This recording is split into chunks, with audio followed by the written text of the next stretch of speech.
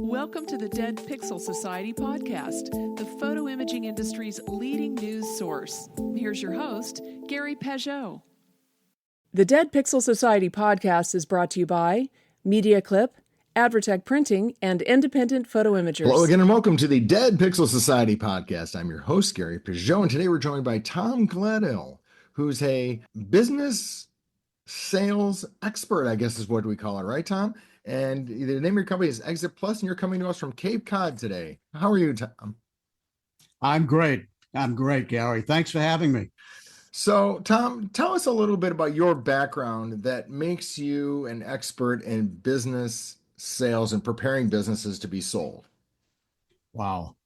Okay. I think my advantage is that I was a business owner for several years. Right. And I started the company on my dining room table and built it to a multi-million-dollar company. We had clients all over the Northeast. And when I sold it to a large public company. Okay. After that, I didn't know what I was going to do. And a friend approached me and he said, "Why don't you get involved in mergers and acquisitions?"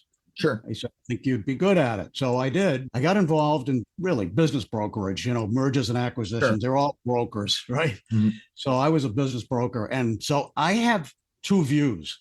I have the view of a business owner, right, being on the inside looking out, right, and from a business broker's perspective, from the outside looking in. Right.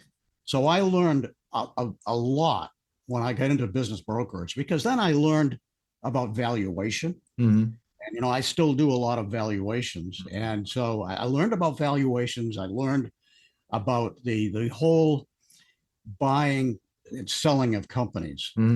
One thing I learned that was shocking, really, and I didn't believe it when I heard it, but when I was in one of the courses that I took in preparing for my certification, I learned that only 20% of small businesses that go to market actually sell. Really? Yeah. I thought they've got it mixed up. Right. Okay. It's got to be flipped. It's got to be the other way, right? Got to be flipped. But when I first started in business brokerage, it was my brokerage. I didn't go with somebody that was established. So I was really started out with the low-hanging fruit, as it was. And I talked to literally hundreds of small business people over the first couple of years, and I learned that it was true. Wow. 80% don't sell. Right. All right. For a variety of reasons. Right. What would be probably the number one reason, you think? Is it because the business wasn't ready, or it wasn't in the condition that was able to be passed on? What would be, if you can say one or two things that were the reason? Like you said, there's a lot of reasons, but the one or two reasons. I think the top two reasons, really, and they're kind of tied for the first position. Number one, expectations. Okay. Most of them think you said it to begin with, when somebody had a $4 million company and they're going to sell it for $5 million. You got to realize what the valuation is based on. It's only based on revenues for the really hot industries. Right. And that changes, that can change. So I would say high expectations, and the owner is the business. Right. Okay. He hasn't delegated anything. It's all in his head. Right. All of the systems are in his head. Right. Oh, those are the two top reasons. Yeah. And in our industry, I've seen that a lot, right? I've seen the people who have been, they've been running the family camera store, and maybe they've inherited from their parents, and now they're a boomer and they're looking to retire, and it's all in their head, right? And they don't have a system in place.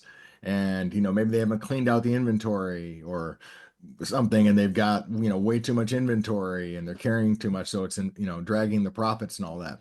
So if someone wants to rectify those problems, right, let's tackle expectations first. What would be a typical expectation for someone who is, let's say they're generating, maybe 6% profit a year, net profit? What do you think they would expect for that? Something like that. Yeah, that's on the low end. Right. Yeah. So what I would say is that you want to focus on two things. If you're going to increase the value of your company, there are two things that you should focus on. Number one, your employees. Okay. Okay. You want well-trained, loyal employees. Mm-hmm. Number one. Number two, your systems. Your systems are critical. Well-documented, effective, and efficient systems. Mm-hmm. You focus on those two things, and you focused on a huge chunk of the value drivers that are going to really increase the value of your company. Okay. So that's where you'd start. Mm-hmm. In my book, Exit Pro System, I delineate 16 value drivers. Okay. And how to improve each one of them. But some of those value drivers are much more important than others. And the two that I mentioned, employees, personnel, and systems, are the two most important. Mm-hmm. Because cash flow and growth, a lot of these small business owners, they grow the company to a certain level. In their lifestyle, what I call them is lifestyle entrepreneurs. Right. They get to a certain level, they stop. And they're making good money. They don't want the aggravation of hiring new people and opening new locations. So they stop at that level. But so that's what but things like lease is very important. Right. But a lot of people own the building. Okay. Right. So that's not an issue. Mm-hmm. So those are the things I would do. And if you're going to prepare for that, you should really do it a couple of years before you're going to sell. Well, that was my next question, was what kind of timetable are we looking at? Because like one of the things that some of my listeners know, I teach an entrepreneurship class for incarcerated people, and we talk about that. And I said, well, you should set up your business with the intention of knowing how you're going to get out of it, right? Right. And kind of position for that, because a lot of people don't. But you're saying, let's say should be taking at least 2 or 3 years to prep their business for sale.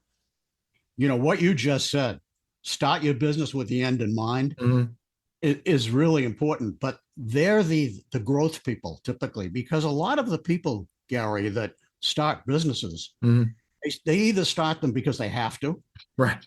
Okay, or they're very good at something, right? And but they don't understand business, and they don't care about business, right? They go, I've got an accountant, I've got a lawyer, I don't worry about business, right? So they're the lifestyle buyers, right? And so they don't have any idea what the end. They don't even think about the end, right, until it's too late, right. I mean, we see that on the other side of the business. Like, my audience are primarily, people who serve photographers, but they see it among their clients, right, who are professional photographers. Person got in the business. They like taking pictures. They like being with people, and they like creating moments and using the technology, but they haven't really thought about the business side of it, just like you said. Right. When you talk about having your processes in place, what does that really mean? Because, I've worked in different companies where they have what they call, like, every department has a procedures manual, right? Where, this is how we do something like that. Is that the kind of thing you're talking about, documenting all the steps so if something does happen, someone else could step in? And what would be a platform to do that? Because I remember doing that with, a 3-ring binder, right? I don't think that's what people use anymore. Could people do it with like videos, or what do you suggest? You could do it any way you want, as long as you do it. Right. Okay. Okay. You can do videos, text it, have it digitally, and put it on the cloud for safekeeping. But yeah, you really should do it. And quite frankly, that's the last thing people think about, because when you start a business, your first issue is survival. Right. Right. Right. You're not thinking about, gee, I got to do this and I've got to do that. You're just thinking about surviving. Right. Okay. And that might last for a couple, 2-3 years. Right. You start thinking about your infrastructure. All right. But what you're saying, before you sell the company, certainly way back several years before that, it's always a good idea to have your company ready for sale, because it might be something that you can't control. It might be a divorce. It might be disability, somebody might be death. Right. You can't tell. Yeah. I mean, you might have a business partner pass, or, Exactly. that kind of stuff happens. Sure. You should always be ready. Okay. But very few people are. Right. But getting back to your question about the process and the procedures, they should have it. Now it's becoming critical now because I'm very involved in AI now. Mm-hmm. And actually, we're installing AI in small businesses. Sure. And one thing we say to them, look, you need to define all of your systems, because if you don't define your systems, you can't define your workflows. Right. And AI is based on workflows. Mm-hmm. So yeah, it's a critical process, and how they do it, it doesn't matter as long as they do it.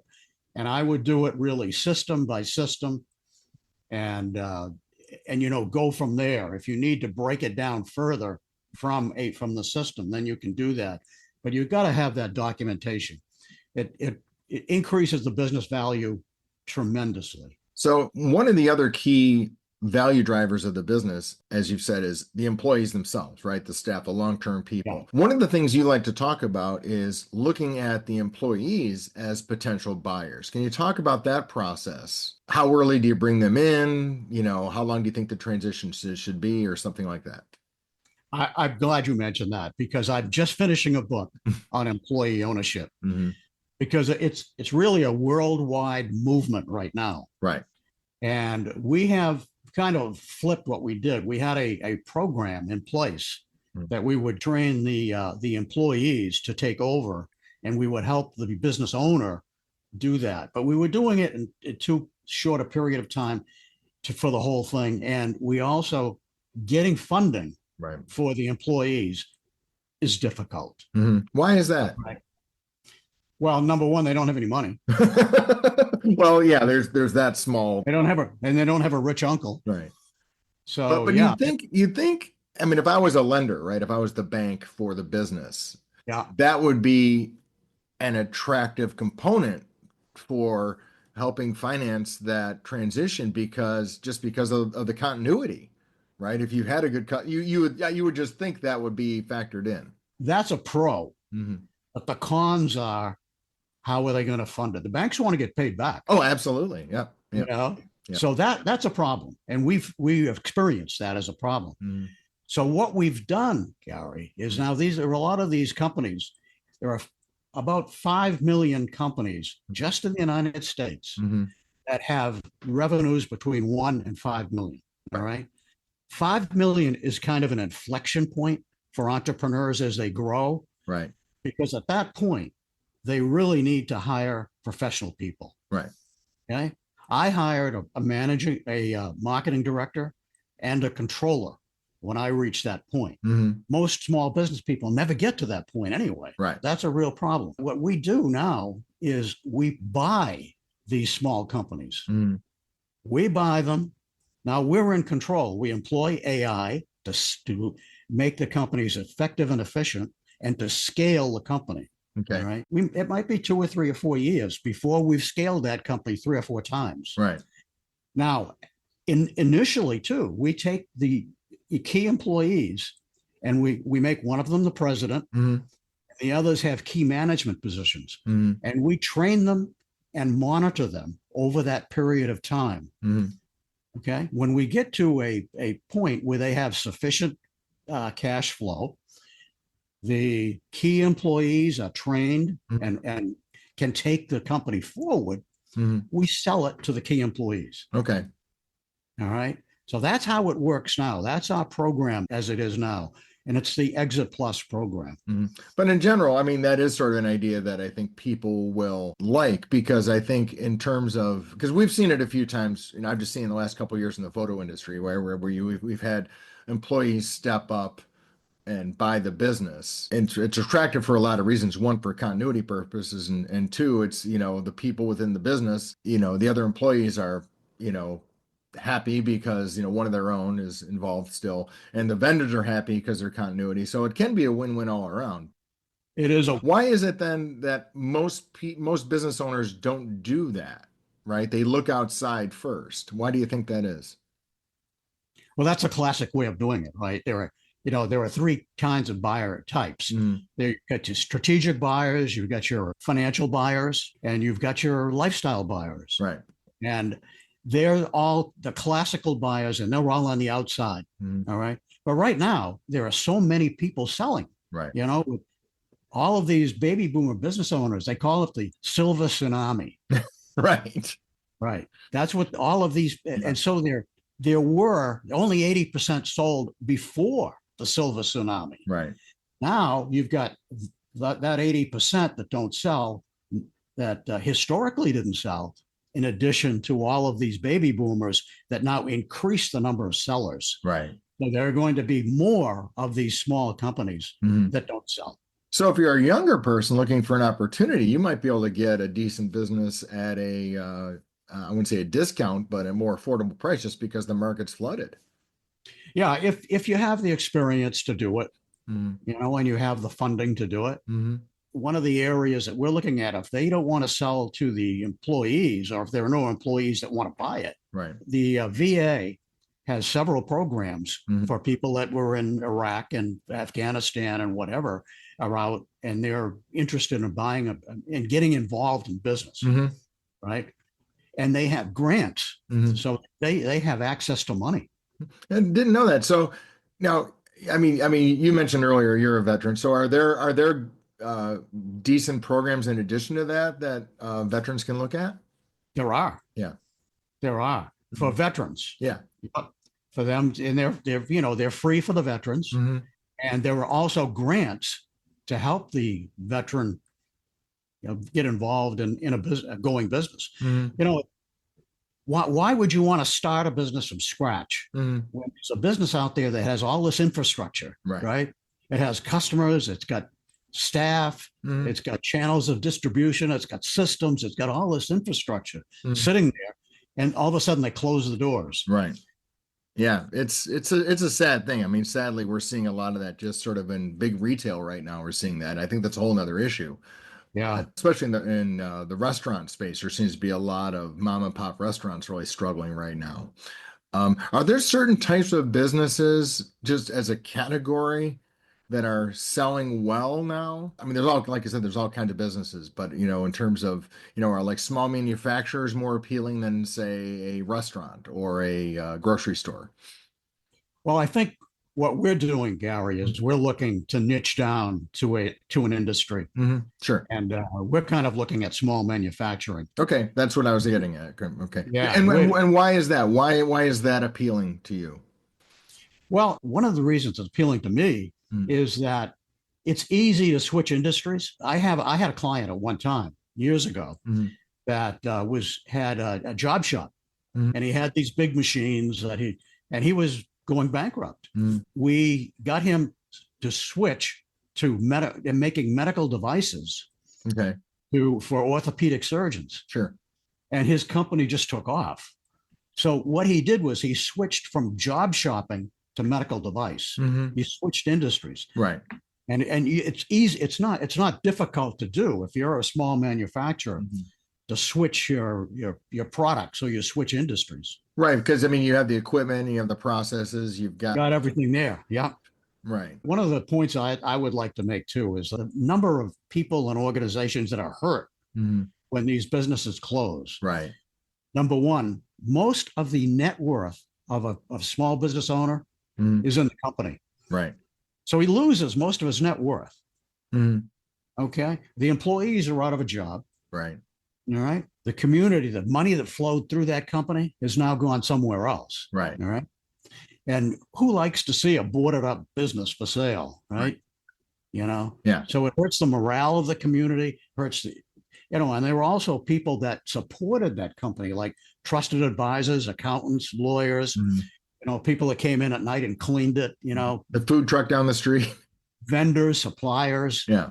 They're all hurt if that happens. So we would like to see a company, survive, not only survive, but thrive in that community. So it becomes more of an asset to that community. A couple of things we're thinking of is having with a company that we buy over that period of time we have it. We want to have a scholarship for a needy student. We want to sponsor a little league baseball team or some other recreation team. Right. Maybe feed the homeless, during holiday periods. Right. Be a real asset to the community. Right. Yeah, there's a lot of appetite, I think, for that among businesses especially with younger people right? The millennials or what, who do want companies to serve their communities. And I think, if you are an older person prepping your business for sale, maybe that's something you need to look at, is make that part of your business process, if you will, is sort of the charitable or philanthropic or service aspect of it. One of the things that we're concerned with, myself and my colleagues, is that the small business owners aren't aware of the problem. Mm-hmm. And so I feel like I've got to stand on a rooftop and just yell, Right. there is a problem here. You can take care of it. You've got a business that has value, Mm-hmm. Sure. And Mm-hmm. so that's a real problem. So to sum up, some of the things is a business owner shouldn't wait to say, I'm 66, I need to retire and put the business up. And this process should have been started a few years earlier. The problem is that if you're a business owner, you can't wake up one morning and say, gee, I think I'll sell my company today. Right. But it happens. It happened. I did that in a piece of real estate I owned. I woke up one morning and I said, I think I'll sell this place. Right. Well, then it was during a hot period. And the next week I sold it. Mm-hmm. Right. That doesn't happen in the business world. Right. Right. You've got a plan for it. Mm-hmm. But they don't think about it until it's too late. Yeah. So where can people go for more information to learn about the Exit Plus plan and some of the advice that you offer? Well, the simple thing, Gary, is to send me an email at tom@Exit Plus, and that's XITPLUS.com. And we will schedule a conversation and see what your situation is and how we can help you. Well, that sounds great, Tom. Listen, it was great to meet you, and best wishes out there on Cape Cod, and hope to catch up with you again soon. Oh, thank you, Gary. It's been a pleasure talking with you. Thank you for listening to the Dead Pixel Society podcast. Read more great stories and sign up for the newsletter at www.thedeadpixelssociety.com.